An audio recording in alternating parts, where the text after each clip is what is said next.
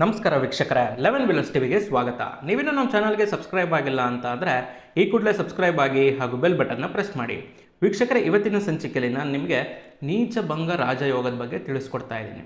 ಏನಿದು ನೀಚಭಂಗ ರಾಜಯೋಗ ಅಂದರೆ, ನಿಮ್ಮ ಜಾತಕದಲ್ಲಿ ಗ್ರಹಗಳು ನೀಚ ಆಗಿರುತ್ತಲ್ವಾ, 50%, more than 50% of the time, 50%ಕ್ಕಿಂತ ಮೇಲೆ ಅದು ಭಂಗ ಆಗುವಂಥ ಚಾನ್ಸಸ್ ಇರುತ್ತೆ. ಅದರ ನೀಚತ್ವ ಭಂಗ ಆಗಿ ಅದೇ ರಾಜಯೋಗ ಆಗಿ ಬರೋವಂಥ ಒಂದು ಎಲ್ಲ ಥರ ಸಿಚುವೇಶನ್ಸು ಇರುತ್ತೆ ನಿಮ್ಮ ಜಾತಕದಲ್ಲಿ. ಅದನ್ನು ನಾವು ಕೂಲಂಕಷವಾಗಿ ನೋಡಬೇಕಷ್ಟೇ.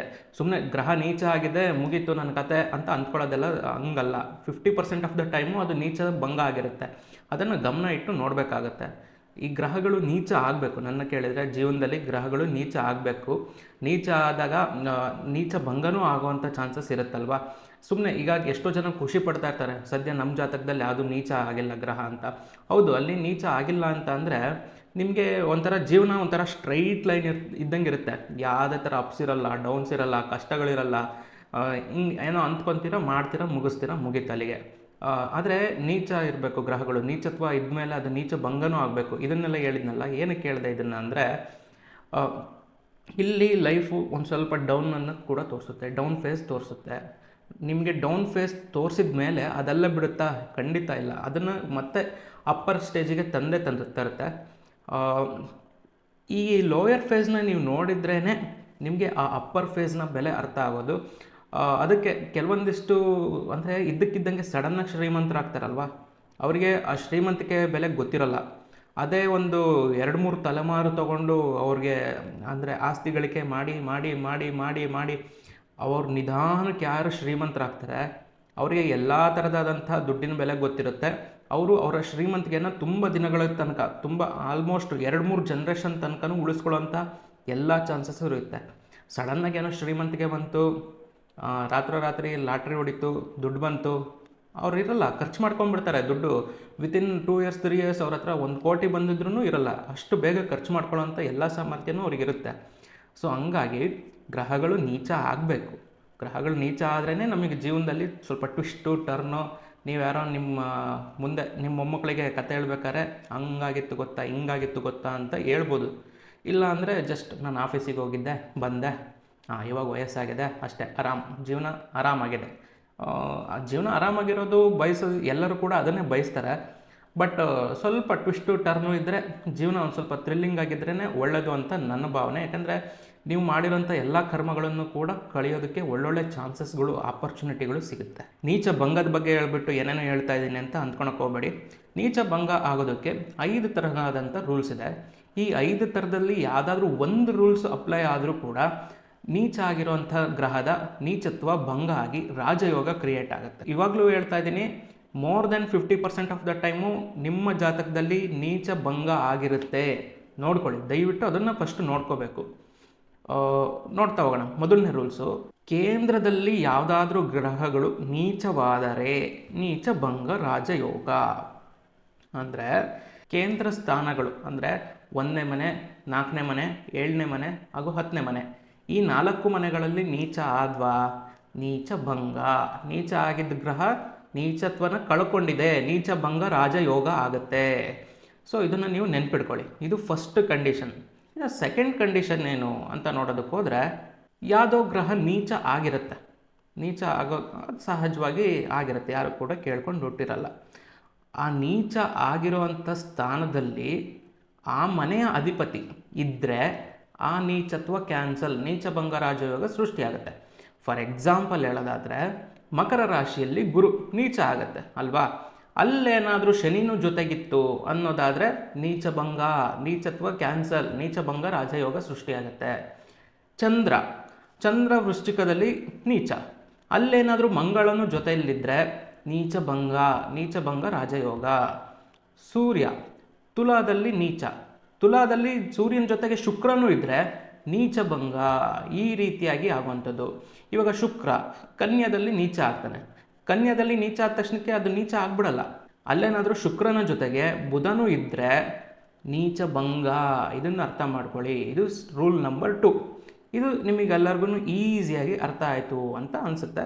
ನೆಕ್ಸ್ಟ್ ಪಾಯಿಂಟಿಗೆ ಹೋಗ್ತಾ ಇದ್ದೀನಿ. ನೀಚ ಗ್ರಹಗಳ ಜೊತೆ ಉಚ್ಚ ಗ್ರಹಗಳು ಇದ್ದಾಗ ನೀಚ ಭಂಗ ರಾಜಯೋಗ ಮತ್ತೆ ಸೃಷ್ಟಿಯಾಗುವಂಥ ಚಾನ್ಸಸ್ಸು. ಇದು ರೂಲ್ ನಂಬರ್ 3. ಅರ್ಥ ಆಯ್ತಾ? ಅಂದರೆ ಫಾರ್ ಎಕ್ಸಾಂಪಲ್ ಹೇಳೋದಾದರೆ, ಗುರು ಮಂಗಳ ಏನಾದರೂ ಮಕರ ರಾಶಿಯಲ್ಲೇ ಇತ್ತು ಅಂತ ಅಂದ್ಕೊಳ್ಳಿ. ಅವಾಗ ಏನಾಗುತ್ತೆ? ಮಂಗಳ ಉಚ್ಚ ಸ್ಥಿತಿ, ಗುರು ನೀಚ ಸ್ಥಿತಿ, ಗುರುವಿನ ನೀಚತ್ವ ಭಂಗ ಆಗುತ್ತೆ. ಅದೇ ಥರ ಉಲ್ಟಾ ಮಂಗಳ ಮತ್ತು ಗುರು ಕರ್ಕಾಟಕ ರಾಶಿಲಿತ್ತು, ಅಲ್ಲಿ ಮಂಗಳ ನೀಚ, ಗುರು ಉಚ್ಚ, ಅಲ್ಲೇನಾಗುತ್ತೆ? ಗುರುವಿನ ಉಚ್ಚತ್ವದಿಂದ ಮಂಗಳನ ನೀಚತ್ವ ಕೂಡ ಭಂಗ ಆಗುತ್ತೆ. ಸೊ ಅಲ್ಲಿ ನೀಚ ಭಂಗ ರಾಜಯೋಗ. ಮೇಷದಲ್ಲಿ ಸೂರ್ಯ ಉಚ್ಚ, ಶನಿ ನೀಚ, ಇವೆರಡು ಒಟ್ಟಿಗೆ ಇತ್ತು, ನೀಚ ಭಂಗ ರಾಜಯೋಗ ಅಲ್ಲೂ ಕೂಡ ಕ್ರಿಯೇಟ್ ಆಯಿತು. ಈ ರೀತಿಯಾಗಿ ಆಗುವಂಥದ್ದು. ಬುಧನ ಜೊತೆ ಶುಕ್ರ ಇತ್ತು, ಎಲ್ಲಿ? ಮೀನದಲ್ಲಿ. ಸೊ ಅಲ್ಲೇನಾಯಿತು? ಉಚ್ಚ ಗ್ರಹದ ಜೊತೆ ನೀಚ ಗ್ರಹನೂ ಇದೆ, ನೀಚ ಭಂಗ ರಾಜಯೋಗ ಇಲ್ಲೂ ಕೂಡ ಕ್ರಿಯೇಟ್ ಆಗುತ್ತೆ. ಇದು ರೂಲ್ ನಂಬರ್ 3. ಇದನ್ನು ನೀಟಾಗಿ ನಾನು ಹೇಳೋದನ್ನು ಒಂದಲ್ಲ ಅಂದರೆ 2 ಸತಿ ಕೇಳಿ, ದಯವಿಟ್ಟು ಇದನ್ನು ಅರ್ಥ ಮಾಡ್ಕೊಳ್ಳಿ. ಇದನ್ನು ಅರ್ಥ ಮಾಡಿಕೊಂಡು ನಿಮ್ಮ ಜಾತಕಗಳನ್ನು ನೋಡಿದಾಗ ನಿಮಗೆ ಒಂಥರ ತುಂಬ ಚೆನ್ನಾಗಿ ರಿಯಲೈಸ್ ಆಗುತ್ತೆ. ಇದ್ರ ಫಲಗಳೇನು ಅನ್ನೋದನ್ನು ಕೂಡ ಈ ವಿಡಿಯೋ ಲಾಸ್ಟಿಗೆ ಹೇಳ್ತೀನಿ, ದಯವಿಟ್ಟು ಹಂಗೆ ಹೋಲ್ಡಲ್ಲಿರಿ. ಇನ್ನೂ 2 ಪಾಯಿಂಟ್ ಇದೆ ಅಲ್ಲ, ಅದನ್ನು ಕೂಡ ಮುಗಿಸೋಣ. ಇನ್ನು ಪಾಯಿಂಟ್ ನಂಬರ್ 4 ಏನು ಅಂತ ಅಂದರೆ, ಅದರ ಸ್ವಂತ ರಾಶಿಗಳಲ್ಲಿ ಯಾವುದೋ ಒಂದು ಗ್ರಹ ನೀಚ ಆಗಿರುತ್ತಲ್ವ, ಆ ಗ್ರಹದ ಸ್ವಂತ ರಾಶಿಯಲ್ಲಿ ಯಾವುದಾದ್ರೂ ಗ್ರಹ ಉಚ್ಚ ಆದರೆ ಅದು ಕೂಡ ನೀಚ ಭಂಗ ರಾಜಯೋಗ ಆಗೋದಕ್ಕೆ ಕಾರಣ ಆಗುತ್ತೆ. ಫಾರ್ ಎಕ್ಸಾಂಪಲ್ ಹೇಳೋದಾದರೆ, ಮಕರ ರಾಶಿಯಲ್ಲಿ ಗುರು ನೀಚ ಆಗಿರುತ್ತೆ, ಆಯಿತಾ? ಅದೇ ಥರ ಅಲ್ಲಿ ಶುಕ್ರ ಅದರ ಒಂದು ಗುರುವಿನ ಸ್ವಂತ ರಾಶಿಯಾದ ಮೀನ ರಾಶಿಯಲ್ಲಿ ಉಚ್ಚ ಆಗಿರುತ್ತೆ. ಇದನ್ನು ನೀವು ಪರ್ಫೆಕ್ಟ್ ಕಾಂಬಿನೇಷನ್ ಅಂತ ಅನ್ಬೋದು. ಸೊ ಅಲ್ಲಿ ಗುರುವಿನ ನೀಚತ್ವ ಭಂಗ ಆಗಿರುತ್ತೆ. ಯಾಕೆ? ಗುರುವಿನ ಸ್ವಂತ ಮನೆಯಲ್ಲಿ ಯಾವುದೋ ಇನ್ನೊಂದು ಗ್ರಹ ಬಂದು ಉಚ್ಚ ಸ್ಥಿತಿಗೆ ಏರಿದೆ, ಅದಕ್ಕೋಸ್ಕರ ಗುರುವಿನ ನೀಚತ್ವ ಕೂಡ ಭಂಗ ಆಗುತ್ತೆ.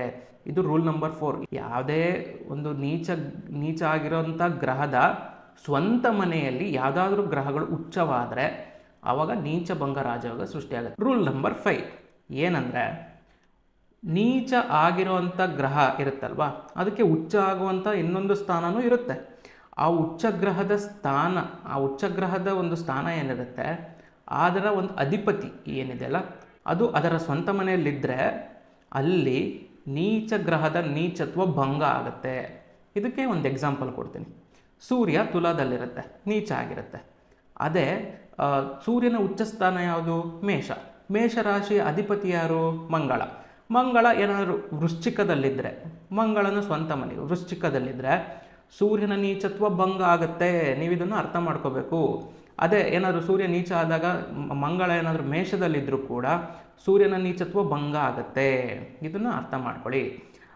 ಫಾರ್ ಎಕ್ಸಾಂಪಲ್ ಇನ್ನೊಂದು ಎಕ್ಸಾಂಪಲ್ ಕೊಟ್ಬಿಡ್ತೀನಿ. ಗುರು ಎಲ್ಲಿ ನೀಚ ಆಗುತ್ತೆ? ಮಕರದಲ್ಲಿ ಗುರು ನೀಚ ಆಗುತ್ತೆ. ಅದರ ಉಚ್ಚಸ್ಥಾನ ಯಾವುದು ಅಂತ ನೋಡಬೇಕು. ಸೊ ಅದರ ಉಚ್ಚಸ್ಥಾನ ಯಾವುದು? ಕರ್ಕಾಟಕ ರಾಶಿಯ ಅಧಿಪತಿ ಯಾರು? ಚಂದ್ರ ಏನಾದರೂ ಕರ್ಕಾಟಕ ರಾಶಿಯಲ್ಲೇ ಇದ್ದರೆ ಗುರುವಿನ ನೀಚತ್ವ ಕ್ಯಾನ್ಸಲ್. ಇದನ್ನು ಅರ್ಥ ಮಾಡ್ಕೊಳ್ಳಿ. ನೆಕ್ಸ್ಟ್ ಇನ್ನೊಂದು ಪಾಯಿಂಟು, ಶುಕ್ರ ಏನಾಗುತ್ತೆ? ಶುಕ್ರ ಕನ್ಯಾ ರಾಶಿಯಲ್ಲಿ ನೀಚ ಆಗಿರುತ್ತೆ, ಆಯಿತಾ? ಇದರ ಉಚ್ಚಸ್ಥಾನ ಯಾವುದು? ಶುಕ್ರ ಗ್ರಹದ ಉಚ್ಚಸ್ಥಾನ ಮೀನರಾಶಿ ಅಲ್ವಾ? ಕನ್ಯಾ ರಾಶಿಯಲ್ಲಿ ನೀಚ ಆಗುತ್ತೆ, ಮೀನರಾಶಿಯಲ್ಲಿ ಉಚ್ಚ ಆಗುತ್ತೆ. ಇಲ್ಲಿ ಮೀನರಾಶಿಯ ಅಧಿಪತಿ ಯಾರು? ಗುರು ಏನಾದರೂ ಬೈ ಚಾನ್ಸಾಗೆ ಮೀನರಾಶಿಯಲ್ಲಿದ್ದರೆ ಅಥವಾ ಒಂದು ಧನುರ್ ರಾಶಿಯಲ್ಲಿ ಬಂದರೆ ಆವಾಗ ಶುಕ್ರ ಗ್ರಹದ ನೀಚತ್ವ ಭಂಗ ಆಗುತ್ತೆ. ಈ ಪ್ಲಾನೆಟರಿ ಪೊಸಿಷನ್ಸ್ಗಳನ್ನು ನೀವು ದೀರ್ಘವಾಗಿ ಗಮನ ಕೊಡಬೇಕಾಗತ್ತೆ.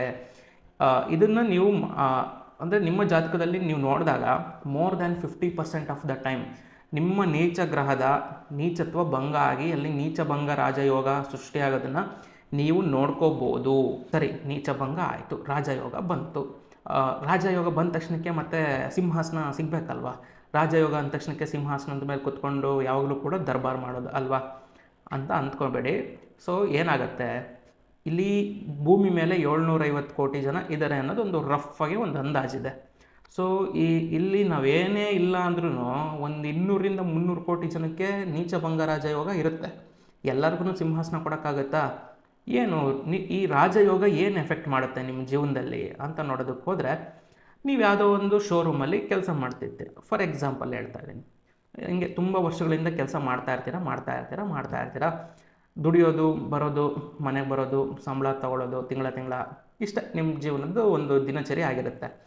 ಈ ನೀಚ ಭಂಗ ಆಗಿರೋಂಥ ಒಂದು ಗ್ರಹದ ದಶ ಅಥವಾ ಭುಕ್ತಿಗಳು ಬರೋದಕ್ಕೆ ಸ್ಟಾರ್ಟ್ ಆಗುತ್ತೆ. ದಶ ಬರುತ್ತೆ, ಇಂಪಾರ್ಟೆಂಟ್ಲಿ ದಶ ಬರಬೇಕು. ಆ ದಶ ಬಂದಾಗ ನಿಮ್ಮ ಬಾಸ್ ಬರ್ತಾರೆ ನಿಮ್ಮ ಹತ್ರ, ಬಂದುಬಿಟ್ಟು ನೋಡಪ್ಪ ಹಿಂಗೆ ನಾನು ಇನ್ನೊಂದು ಕಡೆ ಹೊಸ ಶೋರೂಮ್ ಓಪನ್ ಮಾಡ್ತಾ ಇದ್ದೀನಿ, ಅಲ್ಲಿ ನನಗೆ ಯಾರೂ ನಂಬಿಕಸ್ಥರು ಸಿಗ್ತಾ ಇಲ್ಲ, ನೀನು ತುಂಬ ವರ್ಷದಿಂದ ಇಲ್ಲೇ ಕೆಲಸ ಮಾಡ್ತಿದ್ಯಾ, ನೀನು ಯಾಕೆ ಅಲ್ಲಿ ಮ್ಯಾನೇಜರ್ ಆಗಬಾರ್ದು ಅಂತ ಕೇಳ್ಬಿಡ್ತಾರೆ ಒಂದೇ ಸತಿ. ನಿಮಗೆ ಇದ್ದಕ್ಕಿದ್ದಂಗೆ ಲಾಟ್ರಿ, ಅದು ಆಫರು, ಅಂದರೆ ಮಾಡ್ತಿರೋಂಥ ಕೆಲಸದಲ್ಲೇ ಅಪ್ಗ್ರೇಡೇಷನ್ನು ಆಗುತ್ತೆ. ಅಥವಾ ನೀವೇನೋ ಒಂದು ಬಿಸ್ನೆಸ್ ಮಾಡ್ತಿರ್ತೀರ, ತಿಂಗಳ ಒಂದು 10,000ನೋ 20,000ನೋ ಒಂದು ಮಾರ್ಜಿನ್ ಇರುತ್ತೆ, ಅದನ್ನು ತುಂಬ ಚೆನ್ನಾಗಿ ಪ್ರತಿ ತಿಂಗಳು ಯಾವುದೇ ಥರ ಕೊರತೆ ಇಲ್ದಲೆ ನೀಗಿಸ್ಕೊಂಡು ಹೋಗ್ತಾ ಇರ್ತೀರ. ಒಂದು ಫೈನ್ ಡೇ ಈ ನೀಚ ಭಂಗ ಆಗಿರುವಂಥ ಒಂದು ಗ್ರಹ ಏನಿರುತ್ತೆ ಅದರ ಒಂದು ದಶ ಬರುತ್ತೆ. ದಶ ಬಂದಾಗ ಆ ದಶದಲ್ಲಿ ಯಾವಾಗಲೂ ಒಟ್ಟಿನಲ್ಲಿ ನಿಮಗೆ 20,000, 10,000, 20,000 ಬರ್ತಿರೋಂತಹ ಮಾರ್ಜಿನ್ನು 30,000, 40,000, 50,000ಕ್ಕೆ ಏರೋದಕ್ಕೆ ಸ್ಟಾರ್ಟ್ ಆಗುತ್ತೆ. ಯಾವುದೋ ಬ್ಯಾಂಕ್ನವ್ರು ಬರ್ತಾರೆ, ನೋಡಪ್ಪ ಬಡ್ಡಿ ತುಂಬ ಕಮ್ಮಿ, ನೀನು ಸಾಲ ತಗೋ, ನೀನು ಬಿಸ್ನೆಸ್ ಮಾಡು, ಕೊಡ್ತಾರೆ ಸಾಲ. ಈ ಬಿಸ್ನೆಸ್ ತುಂಬ ಚೆನ್ನಾಗಿ ಆಗೋದಕ್ಕೆ ಸ್ಟಾರ್ಟ್ ಆಗುತ್ತೆ. ಇದ್ದಕ್ಕಿದ್ದಂಗೆ ಬಿಸ್ನೆಸ್ ತುಂಬ ಚೆನ್ನಾಗಿ ಸ್ಟಾರ್ಟ್ ಆಗಿಬಿಡುತ್ತೆ. ಸೊ ನೀಚ ಭಂಗ ಆಗಿರೋಂಥ ಗ್ರಹ ಬಂದು ಅಲ್ಲಿ ರಾಜಯೋಗ ಕೊಡ್ತಾ ಇದೆ. ಇನ್ನೊಂದು ಎಕ್ಸಾಂಪಲ್ ಕೊಡ್ತೀನಿ. ನೀವೇನೋ ಒಂದು ಸೈಟ್ ತೊಗೊಂಡಿರ್ತೀರ, ಬಿಟ್ಬಿಟ್ಟಿರ್ತೀರ, ಸೈಟ್ ತೊಗೊಂಡು ತುಂಬ ಕಷ್ಟಪಟ್ಟು ದುಡ್ದಿರ್ತೀರ, ಬಿಟ್ಬಿಟ್ಟಿರ್ತೀರ, ಅಲ್ಲಿ ಅದೋ ಕೋರ್ಟ್ನಲ್ಲಿ ಸಿಗಾಕೊಂಡು ಒದ್ದಾಡ್ತಾ ಇರುತ್ತೆ. ನೀಚ ಭಂಗ ಆಗಿರೋವಂಥ ಗ್ರಹ ರಾಜಯೋಗ ತರ್ತಾ ಇದೆ, ಅದ್ರ ದಶ ಬರುತ್ತೆ. ಕೋರ್ಟಲ್ಲೆಲ್ಲ ಕ್ಲಿಯರು, ನೆಕ್ಸ್ಟ್ ಮೂಮೆಂಟೇ ಅಲ್ಲಿ ಪಕ್ಕದಲ್ಲಿ ಹೈವೇ ಹೋಯ್ತಂತೆ. ಏನು ಅಂದರೆ 0% ವ್ಯಾಲ್ಯೂ ಇದ್ದಂಥ ಸೈಟು, ಲಿಟಿಗೇಷನಲ್ಲಿ ಸಿಗಾಕೊಂಡು ಒದ್ದಾಡ್ತಿರೋಂಥ ಸೈಟು ಇದ್ದಕ್ಕಿದ್ದಂಗೆ ಕೋಟಿಗಟ್ಟಲೆ ಬೆಲೆ ಬಾಳೋದಕ್ಕೆ ಸ್ಟಾರ್ಟ್ ಆಗುತ್ತೆ.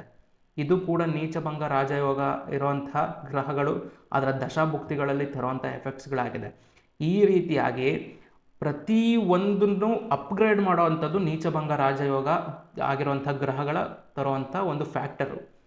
ನಿಮ್ಮ ಜಾಬಲ್ಲಿ, ನಿಮ್ಮ ಒಂದು ಮಾಡೋಂಥ ಕೆಲಸಗಳಲ್ಲಿ ಅಥವಾ ನಿಮ್ಮ ಜೀವನದಲ್ಲಿ ಯಾವುದೇ ಥರ ಬದಲಾವಣೆ ಆಗದಲೇ ಮಾಡೋಂಥ ಕೆಲಸ ಅಪ್ಗ್ರೇಡ್ ಆದರೆ, ಅಂದರೆ ಏನೋ ಒಂದು ಗ್ರಾಫಿಂಗ್ ಹೋಗ್ತಾ ಇದೆ, ಇದ್ದಕ್ಕಿದ್ದಂಗೆ ಏನೋ ಒಂದು ನೆಕ್ಸ್ಟ್ ಲೆವೆಲಿಗೆ ಹೋಗ್ತು. ಸೊ ಇದು ನೀಚ ಭಂಗ ರಾಜಯೋಗ ಮಾಡೋವಂಥ ಒಂದು ಎಫೆಕ್ಟು. ಈ ಥರ ರಾಜಯೋಗ ನಿಮ್ಮ ಜೀವನದಲ್ಲಿ ಯಾವುದೇ ಥರ ಬದಲಾವಣೆಗಳನ್ನು ಮಾಡದೆ ಜಸ್ಟ್ ಒಂದು ಅಪ್ಗ್ರೇಡೇಷನ್ನ ಕೊಡುತ್ತೆ. ಯಾವುದೋ ಒಂದು ಮಾರುತಿ ಸುಜುಕಿ ಗಾಡಿ ಹೊಡಿತಾ ಇರ್ತೀರ, ಸರಿ ಎಲ್ಲ ಪ್ರಮೋಷನ್ ಆಯಿತು, ಇದ್ದಕ್ಕಿದ್ದಂಗೆ ಒಂದು ಒಳ್ಳೆ ಯಾವುದೋ ಒಂದು BMW, ಬೆನ್ಝೋ, ಅಟ್ಲೀಸ್ಟ್ ವೋಲ್ವೋನೋ, ಬೇಡ ಟಯೋಟಾನೋ, ಈ ಥರ ಒಂದು ಗಾಡಿಯಲ್ಲಿ ಅಪ್ಗ್ರೇಡೇಷನ್ ಆಗುವಂಥದ್ದು. ಇದ್ದಕ್ಕಿದ್ದಂಗೆ ಏನೋ ಒಂಥರ ಒಂದು ಗ್ರಾಫ್ ಏನಿದೆ ಅದು ರೈಸಿಂಗ್ ಫಾರ್ಮ್ಯಾಟಿಗೆ ಬರುತ್ತೆ. ಈ ರೀತಿಯಾದಂಥ ಬದಲಾವಣೆಗಳು ನಿಮ್ಮ ಜೀವನದಲ್ಲಿ ಆಗ್ತಾ ಇದೆ ಅಂದರೆ ಅದು ನೀಚ ಆಗಿರೋ ಗ್ರಹ ನೀಚ ಭಂಗ ಆಗಿದೆ ಅಂತ ಅರ್ಥ. ನಾನು ಹೇಳಿದ ಯಾವ ಪಾಯಿಂಟು ಕೂಡ ನಿಮ್ಮ ಜಾತಕದಲ್ಲಿ ಅಪ್ಲೈ ಆಗ್ತಿಲ್ಲ. ನೀಚ ಗ್ರಹ ಅದನ್ನು ಉಳಿಸ್ಕೊಂಡಿದೆ ನೀಚತ್ವನ ಅನ್ನೋದಾದರೆ. ಇನ್ನೊಂದು ಇಂಪಾರ್ಟೆಂಟ್ ಪಾಯಿಂಟ್ ಹೇಳ್ತಾ ಇದ್ದೀನಿ, ಅದು ಅದರ ದಶಾ ಬರ್ದಲೇ ಅದ್ರ ಎಫೆಕ್ಟ್ಸ್ಗಳನ್ನು ತೋರಿಸೋದಿಲ್ಲ. ಕೆಲವೊಂದಿಷ್ಟು ಕ್ಯಾರೆಕ್ಟರ್ಗಳು ಚೇಂಜಸ್ ಖಂಡಿತ ಇರುತ್ತೆ, ನಿಮಗೆ ಆ ಕ್ಯಾರೆಕ್ಟ್ರಲ್ ಡೆಫಿಷಿಯನ್ಸಿ ತುಂಬ ಇರುತ್ತೆ. ಆದರೆ ಅದ್ರ ಎಫೆಕ್ಟ್ಸ್ ಏನಿದೆ, ನೀಚ ಗ್ರಹ ಏನಿದೆ ಅದ್ರ ಎಫೆಕ್ಟ್ಸನ್ನ ಅದ್ರ ದಶಾ ಬರ್ದಲೇ ಅದು ಯಾವುದೇ ಕಾರಣಕ್ಕೂ ತೋರಿಸಲ್ಲ. ನಿಮಗೇನಾದರೂ ಅದು ಸಣ್ಣ ವಯಸ್ಸಲ್ಲೇ ಮುಗಿದೋಗಿದ್ರೆ, ತುಂಬ ವಯಸ್ಸಾದಮೇಲೆ ಬರುತ್ತೆ ಅನ್ನೋದಾದರೆ ಎಗೈನ್ ಅಲ್ಲಿ ನೀಚತ್ವ ಇದ್ರೂ ಕೂಡ ಉಪಯೋಗ ಇಲ್ಲ ಅಲ್ವಾ? ಇಲ್ಲ ಸರ್, ಪ್ರೈಮ್ ಟೈಮಲ್ಲಿ ನನ್ನ ಲೈಫಲ್ಲಿ ಒಂದು ಒಳ್ಳೆ ಟೈಮು, ಒಂದು ಒಳ್ಳೆ ಗ್ರಹ, ಯಾವುದೋ ಒಂದು ಗುರುಗ್ರಹನೋ ಶನಿ ಗ್ರಹನೋ ದೀರ್ಘಾವಧಿ ಬುಧ ಗ್ರಹನೋ ತುಂಬ ಲಾಂಗ್ ಟರ್ಮಲ್ಲಿ ಬರುವಂಥ ದಶೆ ಏನಿದೆ ಅದು ಆ ಗ್ರಹ ನೀಚ ಆಗ್ಬಿಟ್ಟಿದೆ ಪ್ರೈಮ್ ಟೈಮಲ್ಲಿ, ಏನು ಮಾಡೋದು ಅಂತ ಅಂದರೆ ಆ ಗ್ರಹಕ್ಕೆ ಸಂಬಂಧಿಸಿದಂತೆ ಕೆಲವೊಂದಿಷ್ಟು ಧಾನ್ಯಗಳಿದೆ, ಅದನ್ನು ದಾನ ಮಾಡ್ತಾ ಬರೋದ್ರಿಂದ ಖಂಡಿತ ಆ ಒಂದು ಎಫೆಕ್ಟಿಂದ ಕೂಡ ನೀವು ಬದಲಾಯಿಸ್ಕೋಬೋದು ಅನ್ನೋದಕ್ಕಿಂತ ಕಮ್ಮಿ ಮಾಡ್ಕೋಬೋದು. ನೀವು ಹಾಸ್ಪಿಟ್ಲಿಗೆ ಹೋಗ್ಬೇಕು ಅಂದರೆ ಹೋಗಲೇಬೇಕು, ಕಾಂಪೌಂಡ್ರಾಗಿ ಹೋಗ್ತಿರೋ, ಡಾಕ್ಟ್ರಾಗಿ ಹೋಗ್ತಿರೋ, ಪೇಷಂಟಾಗಿ ಹೋಗ್ತಿರೋ, ನಿಮಗೆ ಬಿಟ್ಟಿರೋದು ಅಷ್ಟೇ. ಸೊ ಇದಿಷ್ಟು ಈ ಹೊತ್ತಿನ ವಿಶೇಷ. ನಾನು ಮುಂದಿನ ಸಂಚಿಕೆಯಲ್ಲಿ ಮತ್ತೊಂದು ವಿಷಯದ ಜೊತೆ ಬರ್ತೀನಿ. ಅಲ್ಲಿವರೆಗೂ ನೀವು ನಮ್ಮ ಚಾನಲ್ಗೆ ಸಬ್ಸ್ಕ್ರೈಬ್ ಆಗಿಲ್ಲ ಅಂತ ಅಂದರೆ ಈ ಕೂಡಲೇ ಸಬ್ಸ್ಕ್ರೈಬ್ ಆಗಿ ಹಾಗೂ ಬೆಲ್ ಬಟನ್ನ ಪ್ರೆಸ್ ಮಾಡಿ. ನಮಸ್ಕಾರ, ಧನ್ಯವಾದ.